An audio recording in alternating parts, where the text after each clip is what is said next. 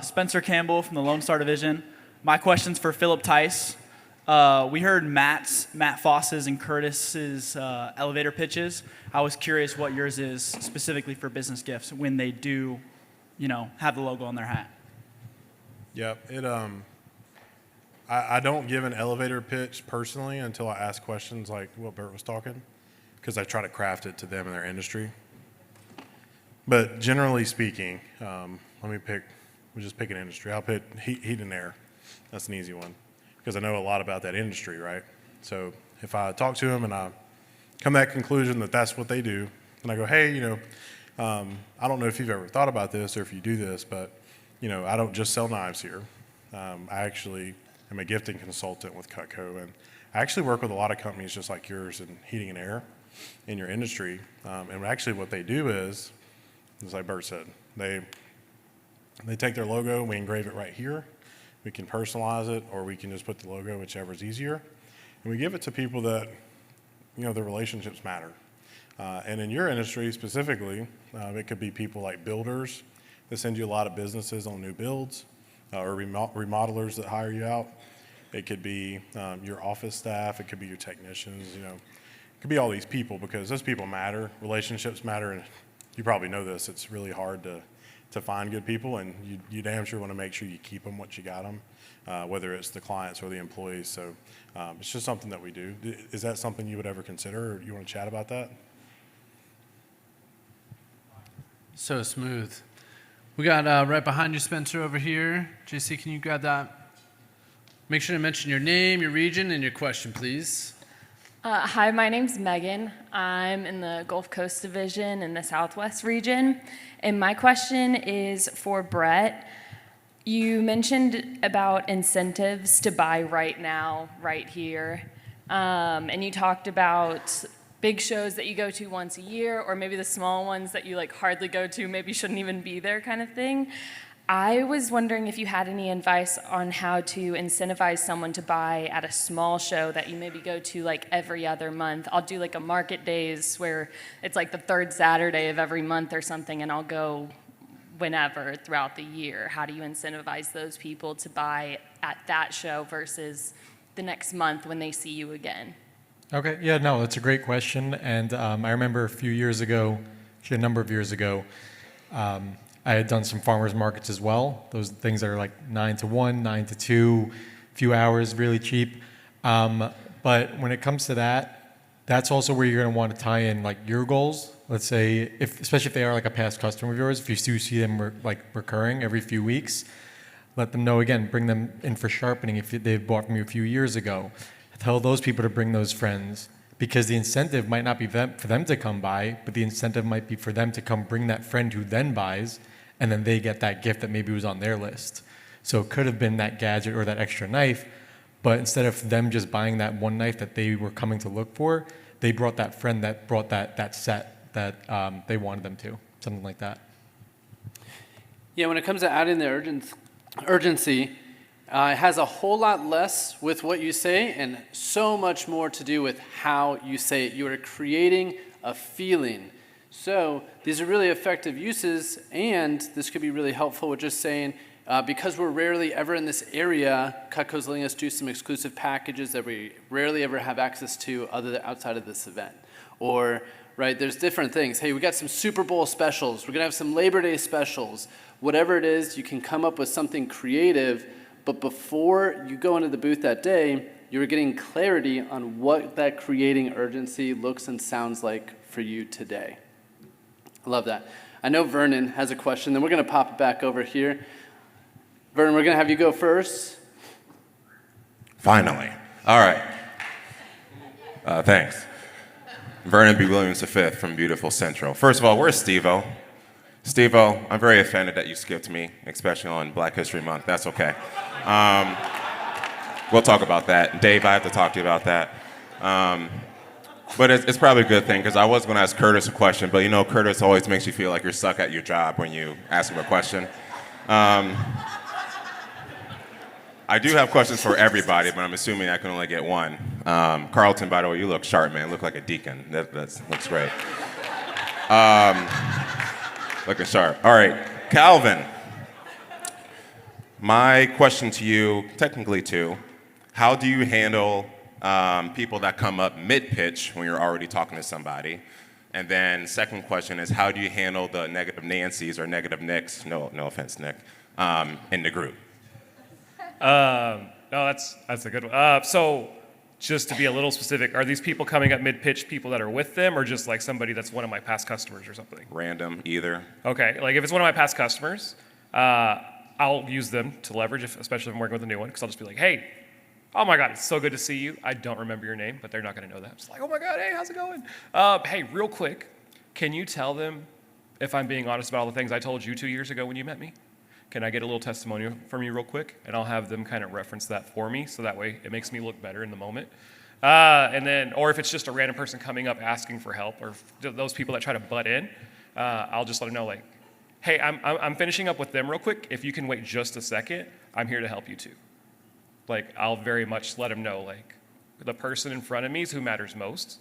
If they didn't come up together and they don't know each other, then, like, I'm not going to let that person be rude and butt in, and the customer that's in front of me feels drastically more valued. So, like, I will acknowledge, like, hey, I know you're here for a question. I'll help you in just a second, but I'm going to finish what I'm doing here real quick. And then what was the second question? How do you handle the negative Nancys in the already group? Oh, in the Like already if they're group. like, oh, you don't really need all this. Oh, I tell them, hey, why do you know what she needs better than her? Like I've seen Curtis do this in a very positive way, but he'll kind of call them out, and it's just like, hey, don't tell her that. Don't be rude. She seems excited about this. Let me finish showing her what I can do. And I tell you what, if it's a good thing, maybe I'll get something for you too. And how do I pull her back in? Appreciate that. Thank you. Thank you, Luke. You're a great MC. Thank you so much. I appreciate that. Luke, you're pretty. Yes. All right. I did see some hands raised over here, but the bright lights, I can't see your face. Help him out over there with the microphone, please. Isaac Lorland from the Western region, and my question is for Bert Wicks. So it's kind of two parts, but the first part is after they say they don't own a business and you hand them the sand token or place it in front of them, can you please repeat that, what you say? And then second, if they're like kind of unfazed and they're not like, oh, I do own a business, where do you go from there? Like, do you go to the family program or somewhere else? That's a great question. So when I ask the question and they say no, I'm like, yeah, no worries. What we do, just so you know, the reason I was asking is we put logos on the knives. So for some people that own a business or give gifts to like customers or employees, which is kind of a cool thing.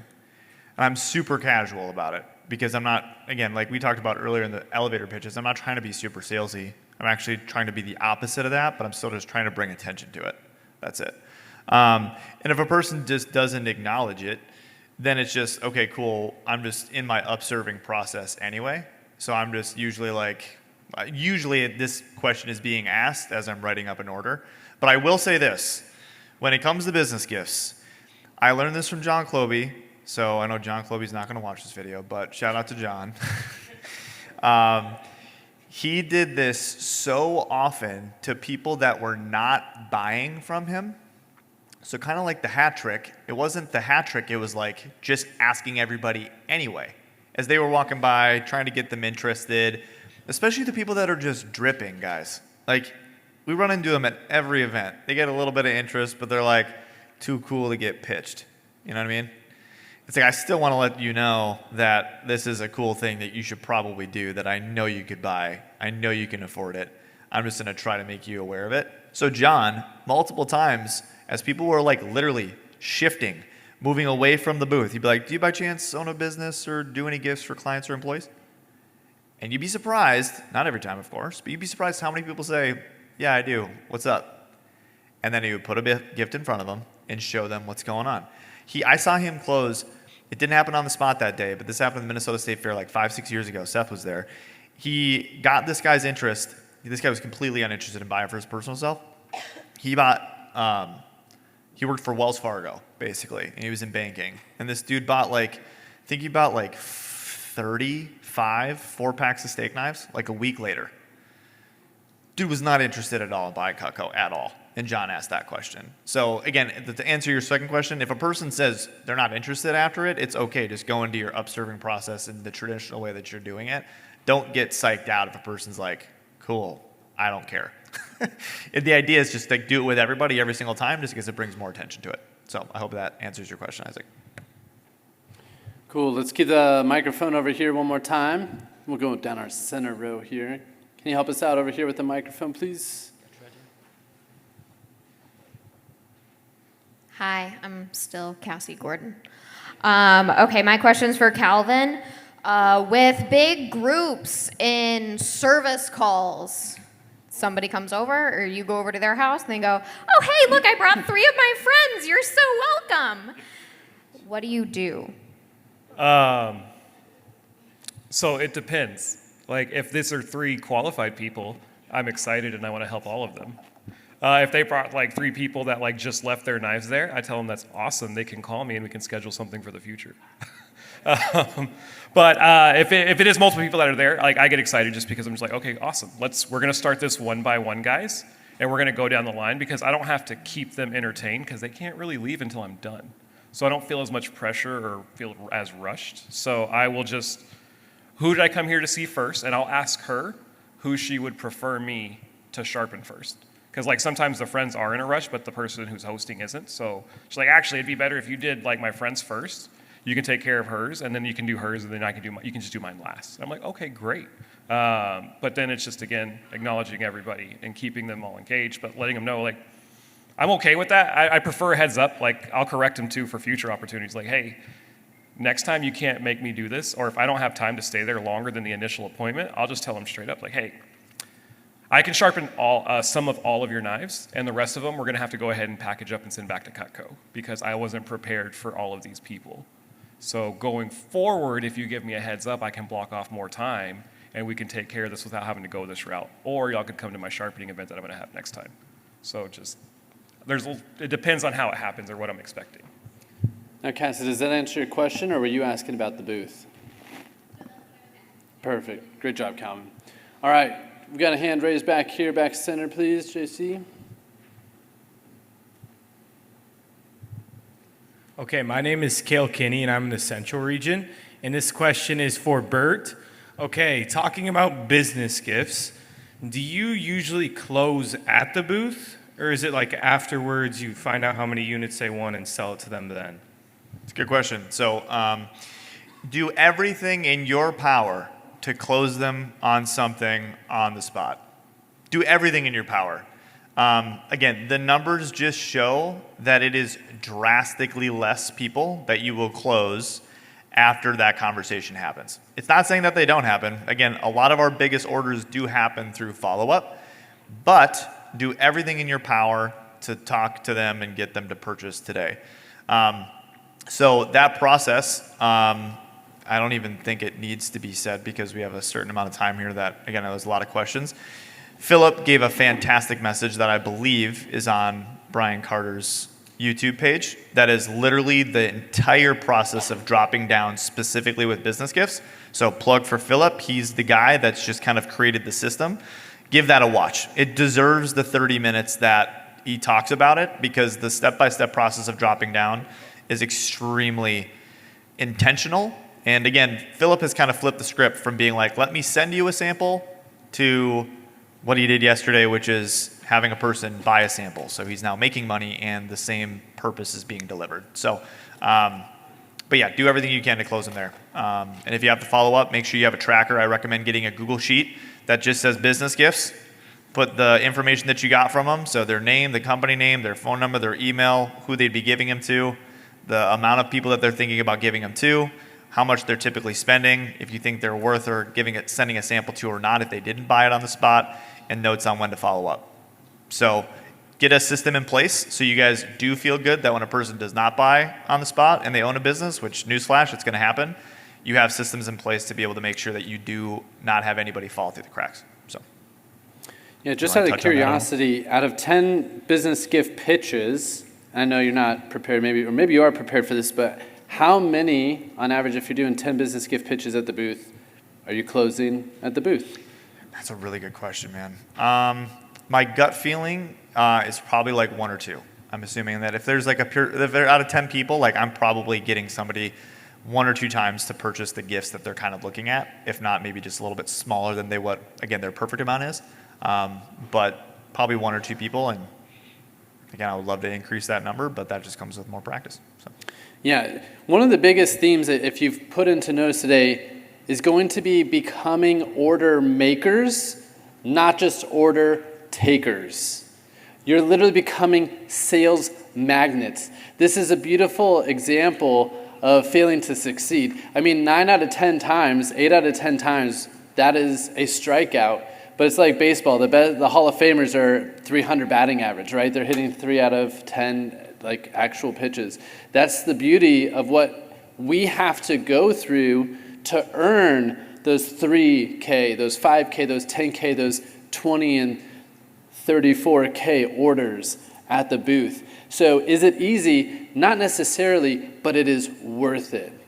Very, very beautiful. Great questions, by the way. Let's keep it rolling. I can't see the face out with the lights on back here, but I do see a hand back there. Jason Guerrero, Western Region.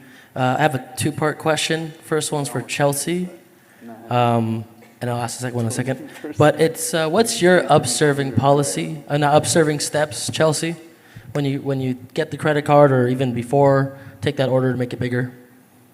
So are you asking me like the opposite of my talk? Yes. Okay, got it. I didn't write that one. I feel on the spot right now. This is great. I love panels. So ultimately, you're going to go completely opposite of everything I just taught. And essentially, it's a key that you get the order. So Calvin made a joke, like everything that I said, I actually do it. I'll spend an hour closing the trimmer, but I'll get the trimmer, and then I'll do a reverse. I'll literally basically get the credit card, and the steps are, I know what they're really interested in, but once I get them to say yes to something small, the hardest yes is the first. And so I want to get more yeses, so I'll always try, and I'll say, hey, by the way, I know we're getting you on the list today, just the one blah, blah, blah, the one Santoku today, but I'm just curious. We spent all this time together. You've been here for 18 hours. Oh, wait, it was only one, but it felt like it. So if there was a little more I could do for you to actually not get you your dream blah, blah, blah, but we could like meet you in the middle and get you X, Y, Z, and I sweeten the deal this much, would you even be interested? I mean, we did spend all this time together. And then you just ask them and they say yes or no. And they're like, nope, just the one knife today, and they don't let you upserve. But I do always ask. So you just you invert everything else I'm doing about dropping down. Sometimes, most of the times, the last thing I'll say about it, your question, it's the 10% of people roughly that are the easy sale, that I don't do what I talked about in my talk. They say yes to the first thing, and then we upsell. You add on another package, or you add on another knife, or you add on another program. Does that make sense? Mm-hmm. It usually is, it's the 10%. Do you have a round table that he can come and ask you more about that on? Yes. No. Yeah, it is a great question. And by the way, for questions like this, there's also really good opportunities to talk to your mentor or some sort of senior veteran member on your team. And there are also going to be roundtables here tonight. So great questions. All right, let's get a mic up over here, please. The handsome man in the blue jacket, Mr. Ben Cunningham, has a question. Thank you. Ben Cunningham, Southwest Region for Chelsea. So being in the Fair and Show program for 7 years, so like you talk about dropping down slow, right? Going from like ultimate to like signature homemaker. So in the past, I've been taught like you got to get to a yes as fast as possible. So like in the past, I've done ultimate 5-piece, then build up. Can you speak into that a little bit more? Yeah, definitely. Again, this is situational, so it's dependent on who you're talking to. A lot of that can be found out by questions that you ask, checking in with the customer, making sure you're on the right package. You can get to the package they're interested in because their eyes will look at it. They're looking at the cookware, they're interested in the cookware. They're looking at the ultimate with steak knives in the bottom, you know that they're open-minded to being sold that. They're standing in front of it. So I think the key is watching their body language and watching what they're standing in front of. I know Curtis talks a lot about that, like recognizing what they're there for, and then you get to that yes as fast as possible. And then my talk today was really just when they give you the objections and you don't get the yes of today, whatever that objection may be, is where do you go from there, right? Like, where do you pivot to sell at least something? Does that answer your question? Yeah. Yeah, great thoughts. Words talk, nonverbals scream. What are you paying more attention to? Does anybody else have, we all have different styles. Does anyone have any other thoughts on that question that they would like to share real quick? Would you guys just hand over to Brett real quick? You want to go? You said something? Sure, I'll tap in. But I think one of the key factors of staying in a deal while dropping down is making it as low key as possible. There's like an old sales adage in like sales training I heard that one time stated that most people just don't want to tell you that your product sucks. And what that really means a lot of time is obviously people want to buy Cutco, but they don't want to buy certain specific product that you're showing them. Most people think that people aren't buying because of money, but most of the time it's actually a product objection. And if you watch people that are really, really good, they're experts at figuring out what is the right thing. And I think it goes back to, one of those questions I actually use in my talk, which is taking price out of the equation. The whole thought process of trying to diagnose a sales interaction is figuring out where someone really lies in this discussion at this very present moment. Because a lot of times they don't know what they want, and you have to make suggestions. And if you don't actually get feedback from them, you won't even have the opportunity to make suggestions that actually make sense to them. So I think tempo and pacing are just as important as asking the right question.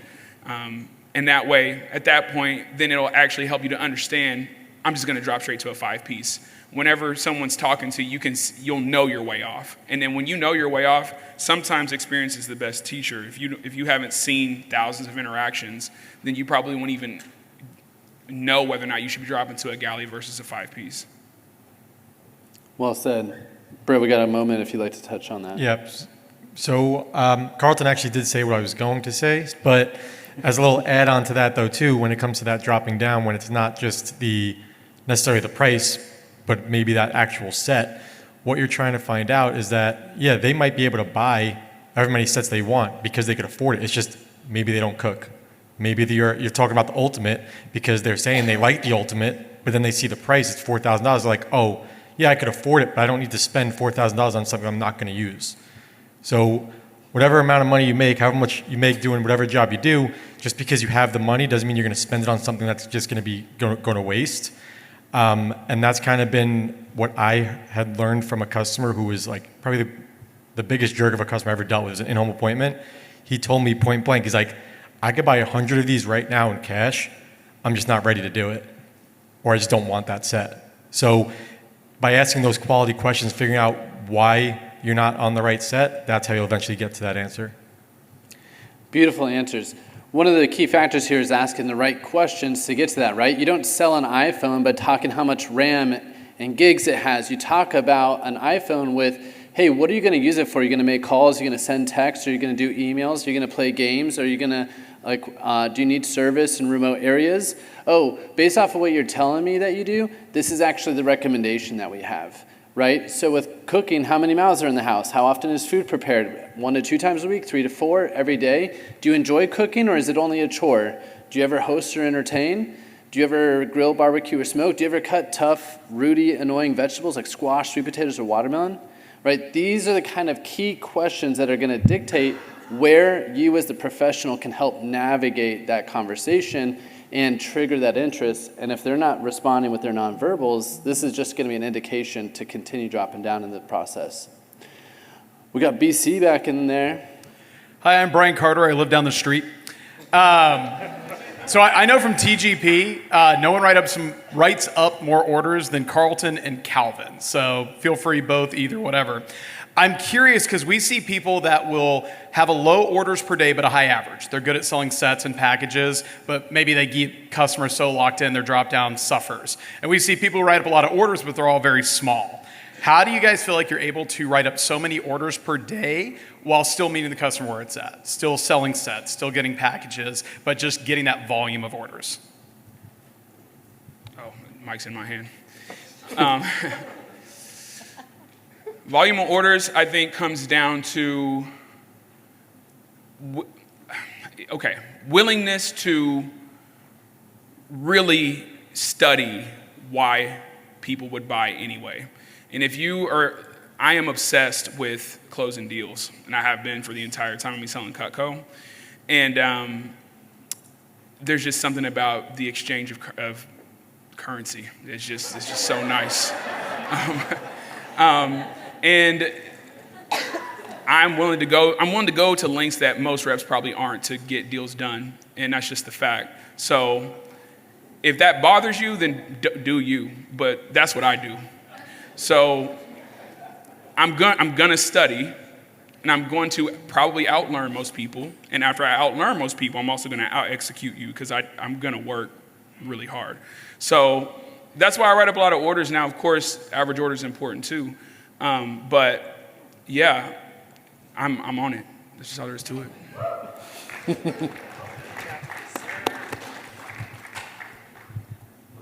Okay. Brian, say it one more time. Ask again. Oh. So I will say for me, one of the big things I tried to do when I was trying to grow, like just my Cutco sales in general, was I needed to sell more Cutco. But I was already writing up like 12 or 14 orders a day at most of the shifts I was at for events.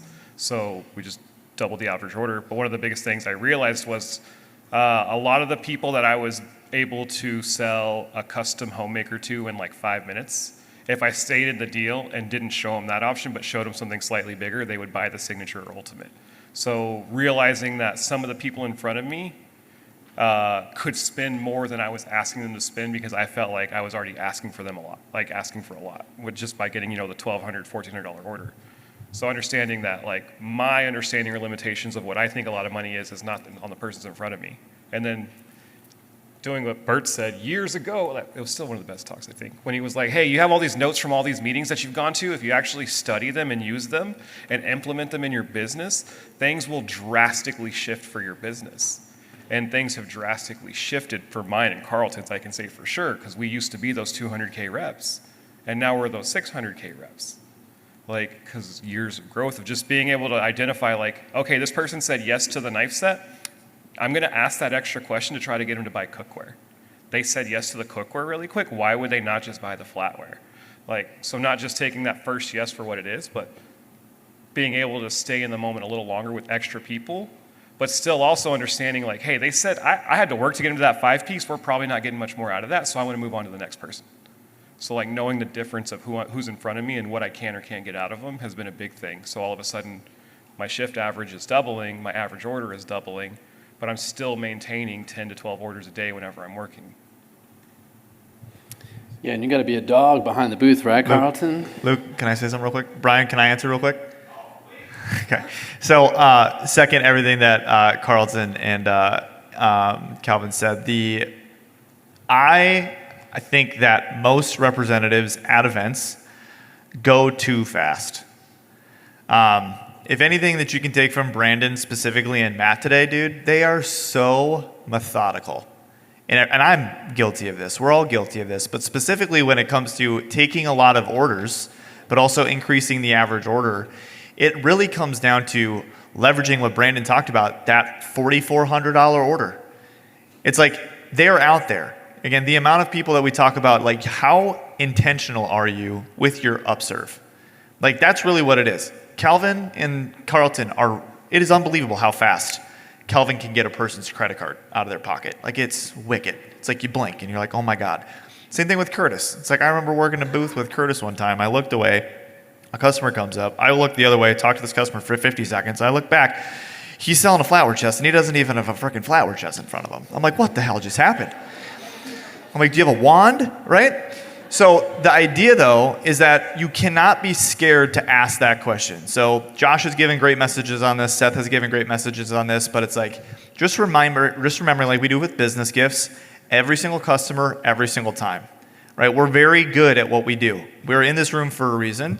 So you are paying attention to a customer as they are purchasing from you. So being aware of what they have looked at or what they have picked up while you are talking to them, and not being afraid to ask, hey, just so you know, by the way, because you're doing this, if you wanted to do this, I could do this.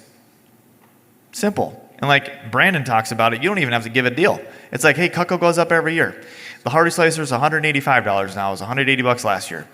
It's $180. It's just going to add an extra, whatever, $40 a month to the payment. You want to just add that because you know you're going to use it? It is crazy how many of those, again, your $400 average order, guys, at events is not that far away from $600. It's just not, right? It's just discipline in asking every single customer every single time, and you can do this efficiently, Ben, right? You don't have to do this slowly, right? Like, it's, again, we talk about like, oh, I want to do it faster. It's not about being fast. It's about being efficient and asking the right questions to help get to that package faster. Again, some people are going to look at an Ultimate and be like, you're nuts. Cool, awesome. You're not going to spend $4,000 on knives. That's cool. We got a lot of other stuff though, and I can read your body language on figuring out what that is, right? By asking good questions. So I hope that helps too, Brian. I'll also just give them a deal. Like, I don't care about that. I will just take a little less right now to close it quicker. Oh, yeah. Oh, yeah. I will never let my pride stand in the way of my paycheck. $50 is not worth it to me, 100%. That's the TGP way for sure. Phil, if you wanted to ask. Just because we're on it, Calvin and I work a lot together at the state fair, best booth, I believe. And I looked at Calvin, and he gave a stupid deal on a set one time, but it didn't take him forever. He helped the customer where they were at, and he asked great questions, and he dropped down. He did all of that. And I was just like, do you feel like you did too much? And he goes, I like money. That was his response. They got Cutco, win for them, and he got paid. And then one thing I think that matters, no matter what your philosophies are in selling, both of those spectrums are great because obviously you can do well one way or another. I think if you're in proximity with the best, I think there's just almost nothing better than actually being around people that actually sell more than you, and that's just how you get better. If you don't invest in some of like getting the proximity, working right next to Josh, working right next to Curtis, or just watching them for a few days, if you're not really committed on that level, it's probably going to be more difficult. So I would say just truly commit. Like this is a lifelong learning attempt here. This is not a get rich quick scheme. So. All right, maybe I'm the last one. I like to use analogies, when I'm thinking about explaining stuff to the group. And one thing I always tell Devin when we're talking about I've gotten so many 10, 15, 20 order days, but also having a high average order at the booth this past year, is I like to create as many forks in the road as possible so I can know which direction I'm driving instead of just blindly driving down the road, right? And so I like to put a lot of points where it's like, I'm going to ask a specific question, a good question based on the conversation we're having, and based on their answer or body language, I know I need to go left or right, right? And if it's like left being they're not going to buy more, I'm not going to waste time based on what that just like the interaction is. I'm not going to waste a bunch more time trying to sell them on something at an event when I could just give them a quick deal, get it closed, and move on to the next person.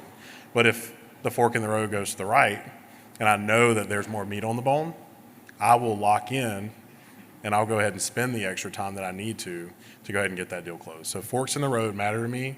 And if, like I said, if they're done buying, do a deal, get it closed, don't let your pride get in the way of your paycheck, move on to the next person. Money.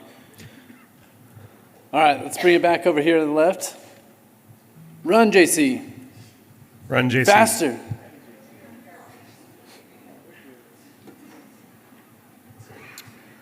And let's get the microphone queued up over here. I'll let you guys find the question. So I'm Angela Wadley from the GCK and Southwest region. My question is for the beautiful queen, Miss Chelsea. You look amazing, by the way.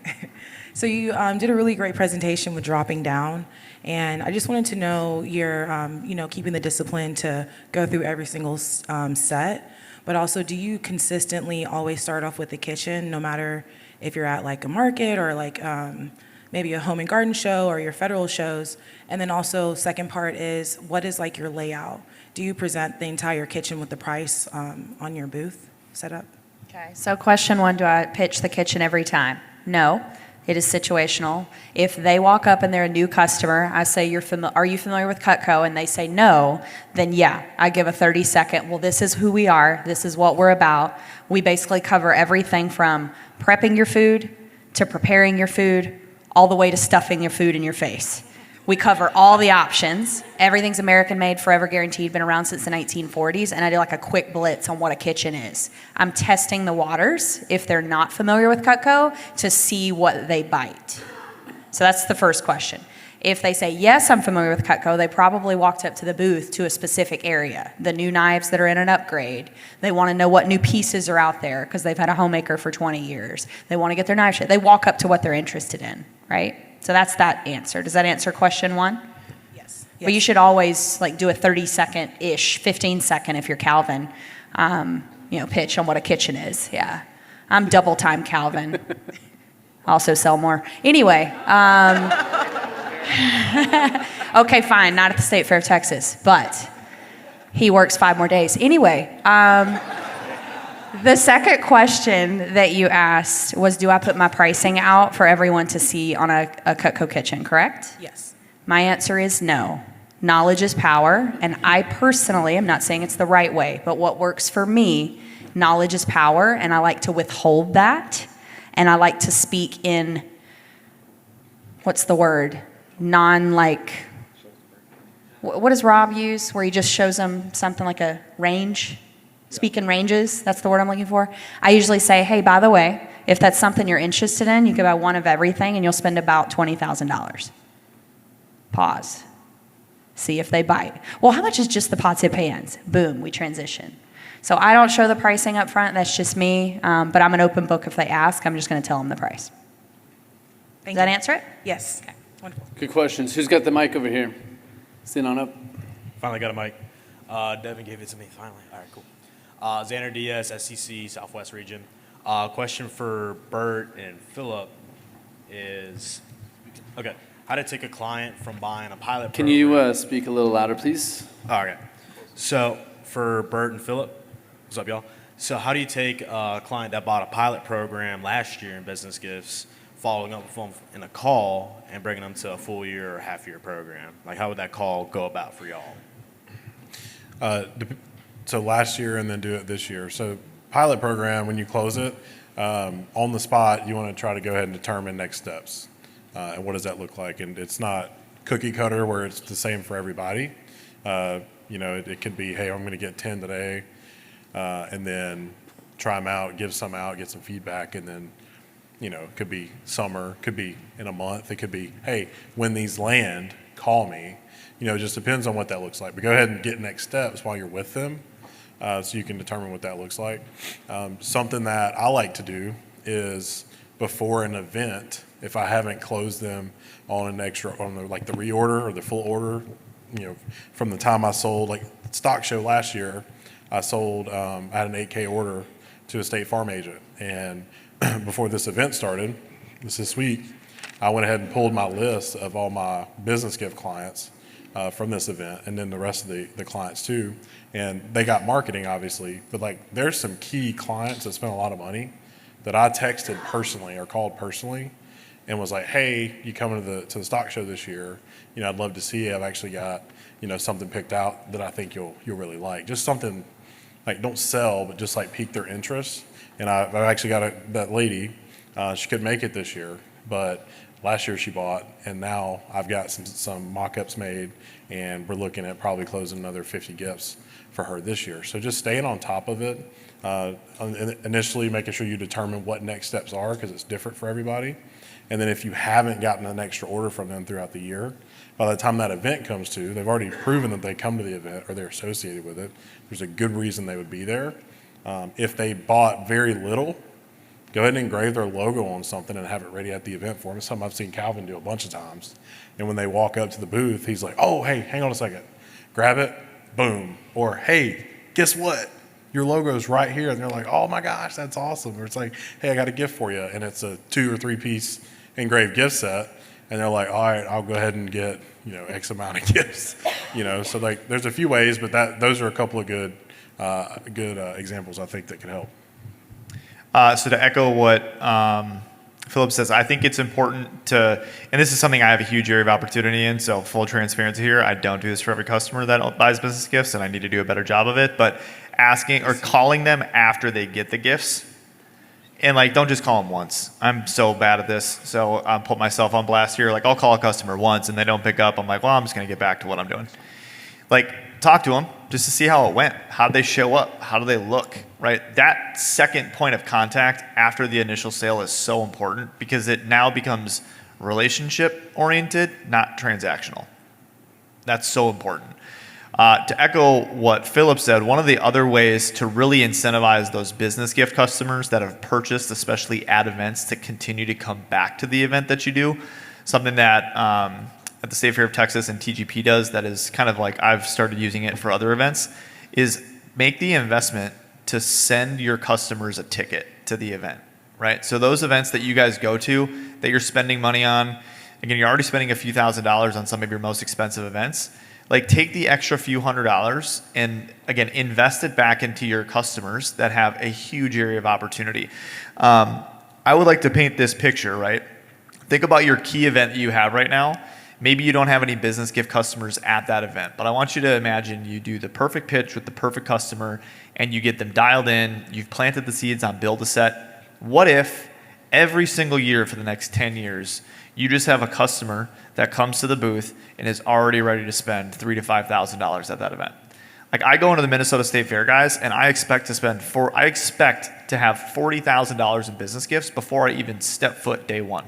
Because I've got 5 customers that have bought business gifts year after year after year over the course of the last, again, 7, 8 years that are just prepped, primed, and ready. They get tickets. They're ready to see me. I usually put their logo on a new knife that they're excited about, and it's like guaranteed cash money, 3, 4, 5, 6, sometimes $10,000 orders. So like, the follow-up matters. So it's beyond just transactional, but also don't be afraid to spend money. Brian loves saying this, right? Like, throw money at a problem. It's not a problem, but don't be afraid to invest back into your customers that have huge area of opportunity for upside. So, love it. Oh, we got one addition. This question is for Bert. Uno momento. Just adding one thing to the samples when it comes to like your customers when you talk about the year prior. I had somebody come up and finish their Cutco kitchen with me by buying a legacy cookware set. We had spoken about a 2-piece gift set for his mechanical company. Forgot the exact name of it, Compass Mechanical. And I remember that the year before, and they just weren't ready. So after that, I had asked for their logo. I was like, hey, can I get a sample made up? And sure. First time they see it was a year later at the event on my table. And I was like, oh, did you want to just add 10 of those to your order anyway? Because I know you were thinking about doing that. He said, yeah, that's it. Added 10 2-piece gifts. And the thing I wanted to add on was that every single one of my business gifts is my own customers' businesses. So yes, Cutco has a lot of great samples on Vector Connect, but if you could invest the money and spend your own, and get your own customers' logos on there, you could have a story for each one also. I love it. Hey. Oh. 2. We're going to go over here, Okay. and then over there. All right. Okay. Ben Cooper from the Southwest. Question for Chelsea and anyone else who wants to chime in. I kind of find that when I get an objection at the booth, and it can either be it's too much money or too much money for knives when it comes to like a signature and ultimate set, I sometimes treat them the same, and I probably shouldn't. How do you identify that, and how would you drop down or handle that objection in that scenario? What do you mean you treat them the same, if not different? I sometimes will treat them both as just, oh, too much money for knives, and just drop down to the next set. But I feel like I might be missing the true objection there. Oh, like taking their objection as truth when really you know they're full of... Yes. Got it. Okay, I need to understand the question. Okay, so I think a lot of this comes to us all trying really hard to get good at being in rapport with people, not just on rapport with people. And that's my big thing. It's relationships to the point where when they think of Cutco, they think of you. So if you're working with someone new that has never met you before, how can you have such a dynamic, engaging interaction introducing them to Cutco that you are so deep in rapport that you and the customer look like you just ran a Tough Mudder together? Like, I want them to be so tied in to what we can create in their kitchen that when I get to the part of them saying, oh yeah, that's too much for knives, that I'm safe enough to call them out because they walked up at the beginning and said, oh my God, we need knives. And I go, wait, what?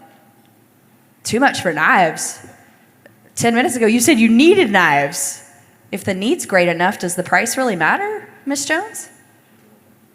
So it's like, for me, if they're saying there's an objection and I kind of I can feel the energy because I'm so deep in rapport, that objection is just something they're saying to get off the hook, I'm going to dig a little bit more because I'm in rapport.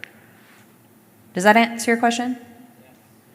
Again, a lot of that is experience and repetition. So all of that to say you should be in the booth and at events more. There you go. I love it. So we're going to be going into our last question over here. Then we're going to be transitioning over to the Restrelli Award and then dinner. So very fun things. I know there's many people here who didn't have your questions answered. Again, all or most, I believe everyone here is going to be available at roundtables tonight. I can't see your face with the lights. What's your name? Evan Craig, Eastern Region. Thank you for wrapping us up. What's your question? So my question is for Bert. So great talk, by the way, with the 7-inch Santoku.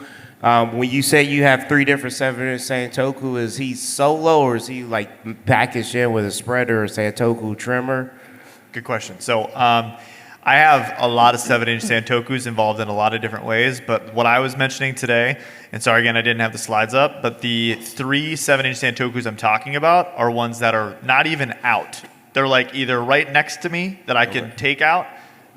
So my display, what's out is I have a Santoku Classic set. So I have, again, a 7-inch with a Santoku trimmer and a paring knife. I've got a cheese knife and a Santoku trimmer.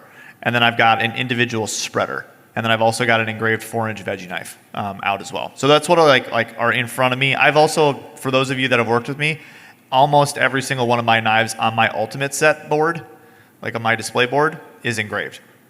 With my, again, shout out Brett, I can't believe I didn't say that earlier, getting your customers' logos on your knives. So like Philip talked about earlier, having third-party like stories you can share with customers to just like share the different types of industries you've sold to, how they've used Cutco, and I try to make it as dynamic as possible. So my 3 7-inch Santokus, I've got the one that doesn't have any logo on it. It's a customer that doesn't have a logo. He just has 7 employees. He has an acoustics company, and he's been building his employee sets now since 2014. He just puts engraved for the last name of the family every year. My 7-inch with logo and handcrafted for was for an oil and gas company in North Dakota that loved the idea of making it a write-off legally and also being able to put it personalized, like a personalized write-off. And then my logo only was a customer of mine that doesn't have, like, it literally works with billionaires, and she's like, I don't know what to get them ever because they have everything, but I think their knives suck. So met them at the State Fair of Texas, and I have that one out there, and it's a logistics company, and they just did logo. So does that answer your question? Yes, sir. Appreciate it. All beautiful things. Please give a round of applause to all of our Session 2 speakers.